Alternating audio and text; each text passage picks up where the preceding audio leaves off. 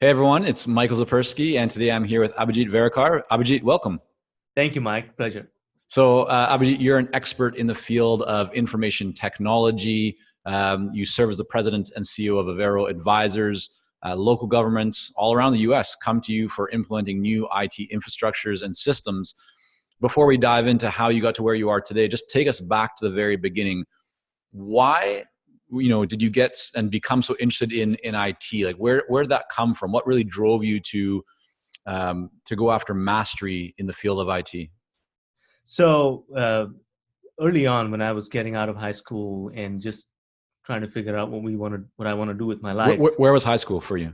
high school was in India. So I grew up in Goa, India, which is this beautiful small state in India. I actually got back from there 2 nights ago, um, and I was always interested in technology. Mm, Back in the late '90s, tech was just starting. The internet just had just come about in India, and a couple of buddies and I started a company trying to build websites for local businesses. hmm Uh, the sad thing was there was in my whole town or the state, I think maybe 10 people had computers. So no one really understood what we were selling. So You that, weren't serving the local market then very much, right? no, we weren't. We were trying to get something done. So I've always had a technology bent. My Mm, education has been in business and accounting. So when I got my MBA from Cleveland State, um, I kind of fell into consulting. mm, Uh, Type of consulting that we do is not purely tech. It's how do you apply technology to business?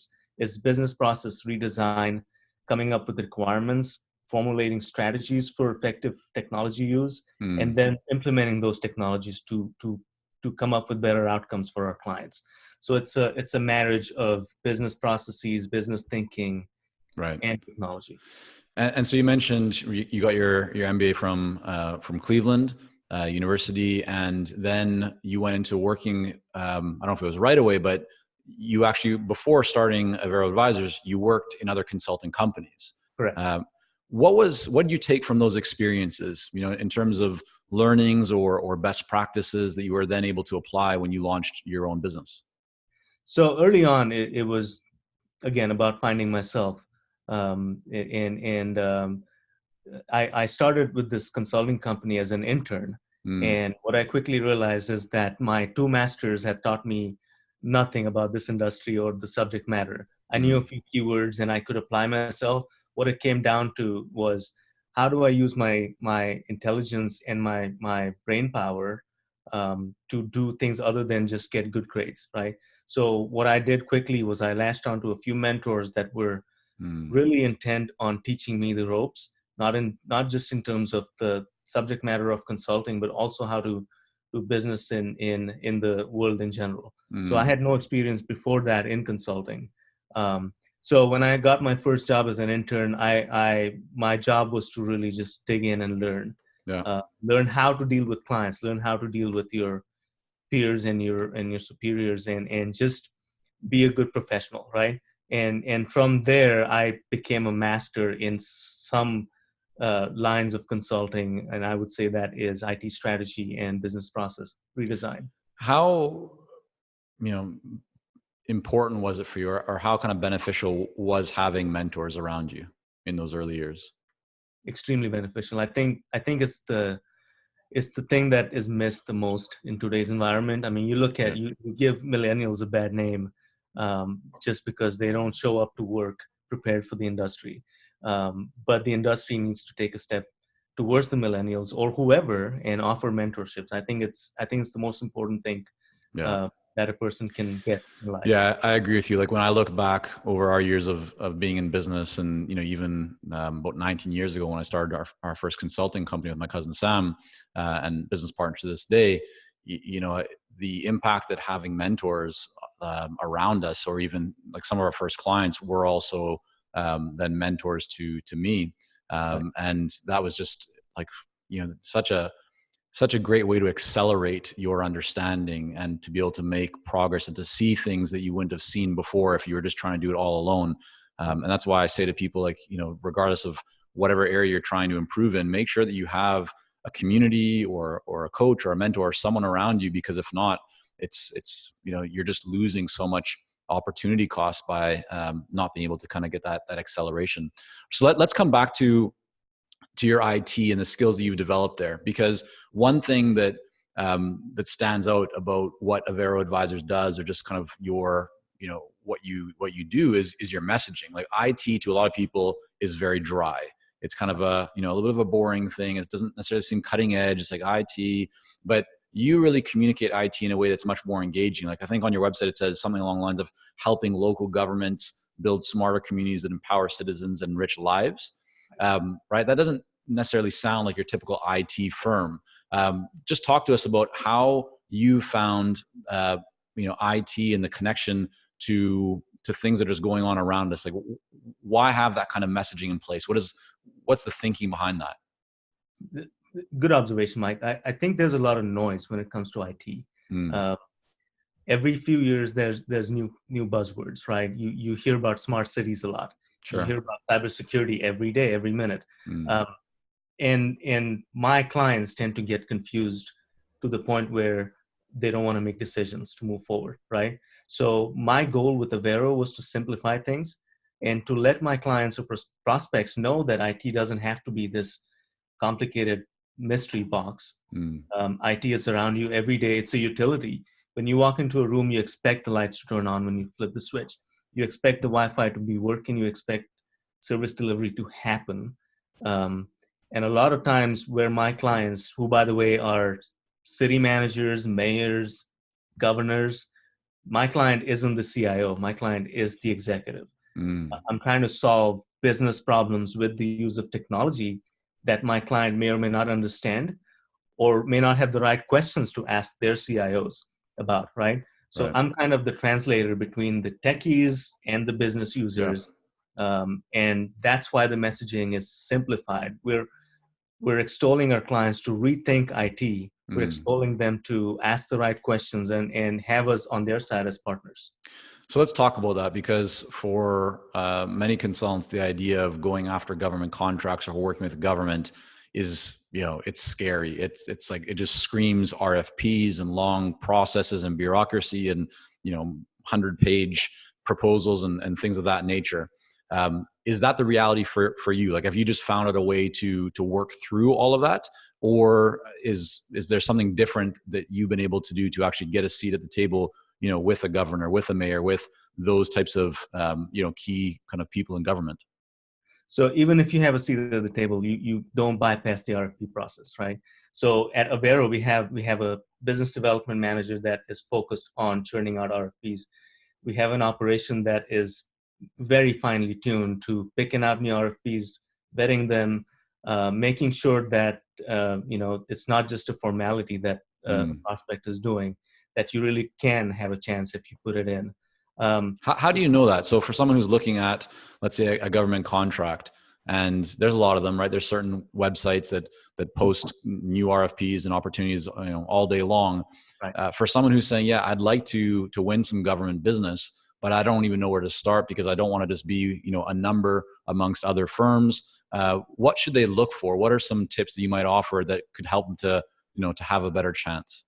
So you have to be in tune with the market, right? Like in any industry. So we subscribe to an RFP engine that collates all of the RFPs that are coming out and presents it to us daily in a report. It can be searched. It can, you can go back and look. If you have paid the right amount of fees, that engine will also tell you what's about to come out. So there's a lot of market intelligence that goes in. Okay, now I have to stop you because I know everyone's going to say, "What is that called?" Just so that what's the name of it? So there's many, right? The one we use is called Government Navigator. Okay. You can get something that's called OnBase, Demand Star. There's a lot of companies that do that. Some do it better than the others. So we use Government Navigator, and it gives us about 95% of what's coming out. And then you have to go to conferences. You have to market like you would to any other client. But keep in mind, the sales cycle in a government buying environment is a year and a half, 2 years.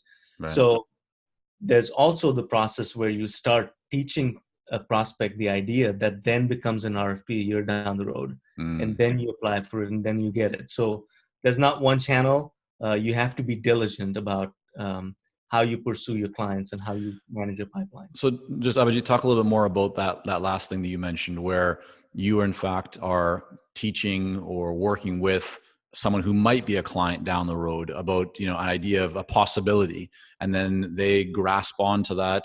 Then they decide, okay, now let's put that out. But obviously, if you've been, the authority, the expert on their side, kind of, to a degree, their partner, your chances of winning that of that bid or that project are significantly higher. Correct? Correct. And I'm not the only one doing this, right? For This is sure. Yeah, definitely. Yeah. And I understand that. But how does someone go about even getting in front of the right person? Like, what are you doing today? What's working for Avero to actually get in front of key decision makers to have an opportunity to, talk about what those possibilities are? So what's working today is our track record, right? Our references are the ones that help us get in front of other mayors and other city managers. They all have their own network. There's the International City Managers Association conference that happened last month in Nashville that we went to. Our clients that are Tennessee city managers or across the country introduced us to a bunch of other city managers. That's one avenue. You have to be the subject matter expert in this area. So we do not a lot. We've started doing a lot of email marketing and Twitter and Facebook. We need to get better at that. We need to do a lot more of article writing and showcasing our knowledge base. But when you're starting off, it's a whole other ball game because you don't talk to us about that, because it sounds like now you're leveraging your experiences to this point, your relationships, your track record, the success that you've had. For someone who's maybe a little bit earlier stage, what should they be thinking about? So obviously have some experience when you're doing this, right? You can't just say I want to do government consulting and then start making phone calls. You have to go to networking events. You have to meet with city managers, mayors. They're public officials. So, with the right kind of pitch and the right kind of request, you can get meetings with these guys. And that's how I started, right? One good client that you give exceptional service for then becomes your biggest advocate, because the sales cycle in governments is long, but it can work on your benefit because once you have that client, unless you really screw up, they're not leaving you, right? Because they've invested the same amount of time in finding you and giving you that contract. So you build a lot of rapport and you build a lot of confidence in the business relationship that then gets translated. Is there anything that you do, Abhijit, to really stay on top of that relationship to ensure that you're adding value with your clients? Like anything in terms of a certain frequency of check-ins or some technology, or what do you feel is really adding a lot of value for your clients beyond the actual work that you're doing? So the existing clients, we're small enough that I can do this, that I personally touch base with them every week at least. Okay. It's burned in my mind when my mentor early on told me a client left alone for 7 days is one left alone for too long. So what do you do? Is that a text message? You pick up the phone and call them? Text messaging, phone calls, meetings, going out for a beer or lunches. Right. It's a mixture of things. You can't just keep doing the same thing every time. Right. And because you work so closely with these clients, you develop these relationships that go beyond the business relationship at times. Makes sense. So you mentioned the kind of the notorious, long sales cycle with government contracts and that type of work. What do you do to deal with that? Like, I understand when the business is up and running and you have enough existing clients, the revenue's coming in, you can kind of wait that out. But let's say if someone's listening to this right now and going, yeah, this is a great idea. I think I'd like to start building in some government, contracts or opportunities, or just even corporate, projects that might have longer sales cycles. What would you do? What did you do in the early stages to be able to have a business having revenue come in if the sales cycle is so long? Or how did you find ways to navigate that and make it shorter? Right. So in the government world, and in the private sector, there's something called subcontracting. Right. So we also chase clients or other businesses that have existing relationships with government entities, and then we tend to subcontract with them. So in that case, they've already gone through the sales cycles. They have this contract.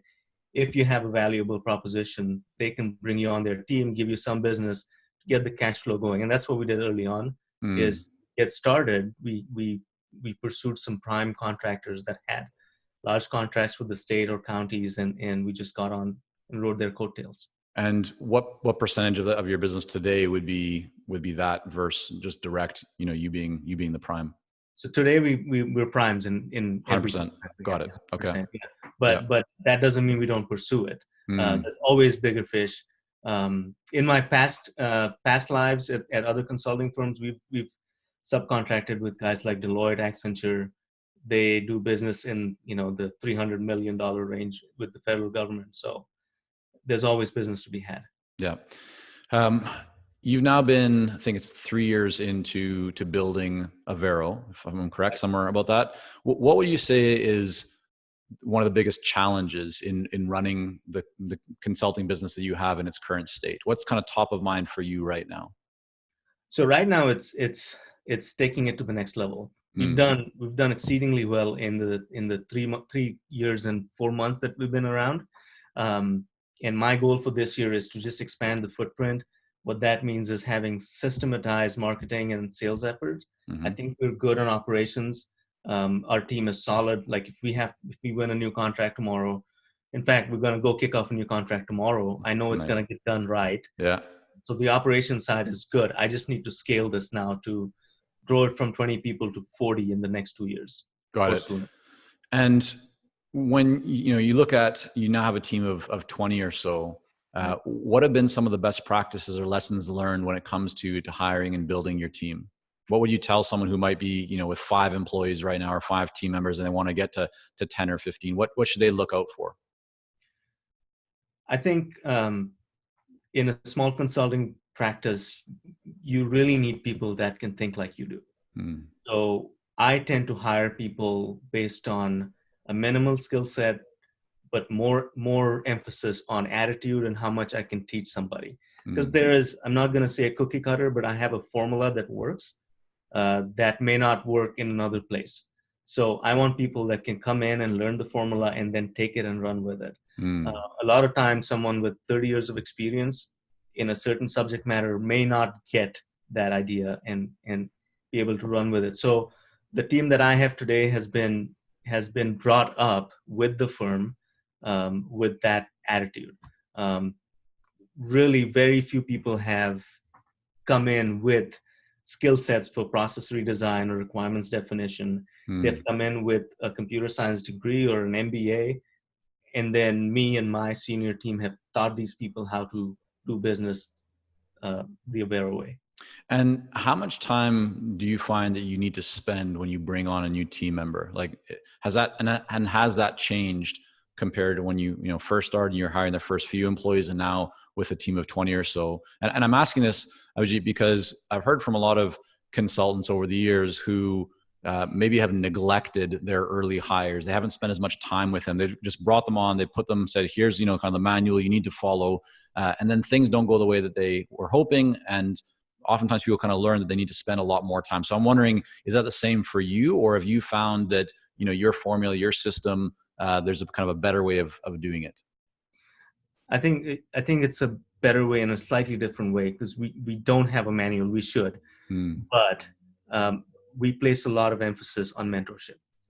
So when we hire somebody, I'm the last person to do sort of like an informal interview where I'm looking at, can I mentor this person? And is this person ready or willing to be a mentee? Right? That's critical in how we've grown. The other thing we do is we fire really fast. So we'll take a lot of time to hire. We'll put them through 4 or 5 interviews. But when it comes time to letting someone go, we do it not flippantly, but there is a process that doesn't drag things out. Right? So you're not a fit for this formula. You're not a fit for this formula. And what does the mentor-mentee relationship look like? Just kind of take us through maybe the last hire that you made or a recent one, and give us a quick example or two of how you would mentor them or what kind of things you might take them through. So the very first hire is someone that will stick with me forever, right? In my head, and he's probably not going to leave me. But this person applied for the job, and with my line of work, the job description can be very fuzzy. It Mm. says business analysis for governments in technology, but we don't sell any technology. So I can't tell you what skills you need to bring in. I need you to have problem solving capabilities and an inquisitive mind Mm-hmm. and an openness to learn, right? Sure. So when this person came on board, the interview process went something like this. I said, hey, uh, Ross, what do you know about us? And he was very honest with me and said, man, I don't know what you guys do. I was hoping you could tell me. And I said, all right, that's a good start. You're not going to BS me like Mm-hmm. some other candidates would have. Right. And then good interview. I followed up with the person and said, do you have any writing samples? And he said, yeah, well, there's this baseball thing that I did a few years ago because I was trying to break into baseball management. So send it over. And what it was a stack of baseball stats that this he had sat through games on TV and mapped every pitch that every pitcher has made and had this analysis on what kind of I don't understand baseball a lot. Right. I'm a cricket fan, but I took it to somebody who did, and they said to me, if this guy really did this by hand manually, this is your guy. You need to get Mm. him on. So I did, and then I have worked with him really closely as a mentor, as a friend, as a brother, to really teach him the consulting business and how his innate skill sets can be applied. Mm. Uh, Another story is we hired someone who's really sharp on paper, beautiful resume, computer science degree from a top school. Um, Came in and we then found out that she's not a native English speaker. She's from Vietnam, um, but had the right attitude, used the right words. We said, all right, we'll give you a shot. And she's one of our stars today. She's actually the one that runs our business development RFP engine because Nice. her skill set doesn't allow her to be in front of a group of people. I mean, we do business we're headquartered in Tennessee. A lot of our business is here. Right. We have to fit the person to the audience. So we're still working with her on that, on coming up and being the public speaker that she will be someday. But today, her skill set is being used in the business development arena. She's doing great. That's awesome. What have you found has happened to your margin as you've added, new team members? Um, you know, Take us through like up to the first 5 employees and then maybe 10 and then kind of 20 where you are today. Has your margin in terms of profitability changed a lot as you built the team, or has it remained kind of quite constant as you've increased the headcount? So it's decreased, but it's still it's still very acceptable, very high. Where we've lost some margin is in the overhead. So Mm. as we've grown, we've had to bring on an operations manager. We've had to hire some space for people to work in. So that's what's eaten into the margins, but it's not anything dramatic. Adding people doesn't necessarily eat into margins so much in my business because we're only going to add when we have real chance of getting some business that isn't any existing business.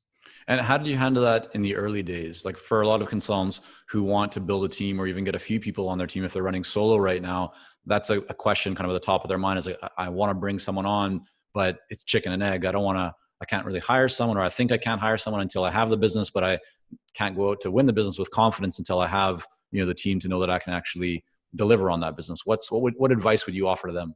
You got to pick chicken or the egg, right? You have to take that risk. The answer is not going to come to you unless you take the jump.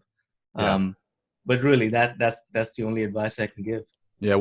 So what I often share with clients around this is just the idea of like building, a bench of talent, so that way you don't necessarily have to go out and hire people, but you're investing in relationships beforehand, so that you can go out, you can have conversations with confidence, you can look for new opportunities that might be larger opportunities compared to what you're doing now, and then when you win that opportunity, you don't have to go, oh, okay, I have to try and find someone. You already might have 5 people or more who you've built relationships up with, and you can send an email to them and say, hey, that opportunity or this kind of work that we were talking about before, we now actually have an opportunity, And it's quite likely that at least, one of them is going to be available at that time if they're contractors, or even if they have a job, they might be available, kind of part-time to support you with it. So that's one thing that I say to people. But you're right. I think the message that I would definitely agree with that you're sharing there, Abhijit, is like, you got to be a business owner, right? There's a big difference between being a consultant / contractor and just doing the work, and actually being an entrepreneur and running a business. And there's risks involved with business, but the rewards are so great that it's worthwhile to take those risks, but you have to be prepared to take some of them if you want to truly build a business. Or the pitfalls, right? So that's really, when I started, it was just me, and then I brought on a few more people, and I went through the tricky transition of being the consulting face of the company to the business owner face of the company, right? Mm-hmm. And there are clients even today that struggle with the fact that I'm not involved in the day-to-days, because that's how the long-term business was sold. Sure. The challenge is reassuring your clients that you're still around, but you have this other thing that you've created that you have to manage. So yeah, there's a lot of risk taking involved. There's a lot of forethought that goes into it. And yes, you have to maintain those relationships with other companies, with other contractors, to sort of have them on standby, that if and when you need somebody, that they'll be there. Abhijit, if, looking at the success that you've achieved in your business to this point, knowing what you know now, what advice would you offer to a consultant or someone that wants to get into consulting regarding, growing their business? What would just be kind of top of mind advice, or even a principle that you kind of follow or hold, close to heart? So I think consulting is, in the end, about people. The clients that we pursue or serve are looking for people they can trust, that can help them cut through the noise. And if you focus on the people, and once the people trust you, you make sure you deliver, and then that builds more trust, right? So I don't care what kind of subject matter expertise you're bringing. If you can't handle people, and if you can't deliver on your promises, you're not going to get anywhere in the consulting business. It's all about people and building trust. Definitely. Abhijit, I want to thank you so much for coming on here today and just sharing with us a bit of your journey and best practices, lessons learned along the way. I want to make sure that people can learn more about Avero and your work. What's the best place for them to go? Absolutely. So our website is averoadvisors.com, and you can also find me on LinkedIn and Facebook. So good stuff. We're going to have all that linked up here. Abhijit, again, thanks so much. Really appreciate you coming on. Thank you, Mike. Appreciate this.